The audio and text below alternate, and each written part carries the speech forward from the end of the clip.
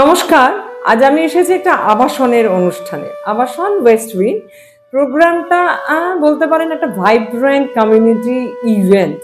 খোলসা করে বললে এটা কুকিং কম্পিটিশন, যেখানে স্পিরিটটাই হলো to put together food and fellowship.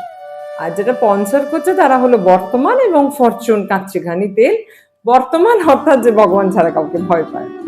একটু অন্যরকম অনুষ্ঠান, এবং আমি নিজে মনে করি যে দেখুন, বিশেষ বিশেষ ঋতু যেমন বিভিন্ন ধরনের বৈশিষ্ট্য আছে। যেমন ধরুন গ্রীষ্মকালে আম জাম কাঁঠাল, বা বর্ষাকালে সেই রকমই রৌপ্য বাসনে ইলিশ মাছ। আর ঠিক আমার এখন একটা বাংলা সিনেমার ডায়লগ মনে পড়ছিল, জানেন, তুফান বছরে এক আধবার আসে, আর যখন আসে তখন সবাই হাসে। ঠিক ইলিশ মাছ হলো এইরকমই, যখন বর্ষাকালে আসে তখন সবাই এর স্বাদে ফাঁসে।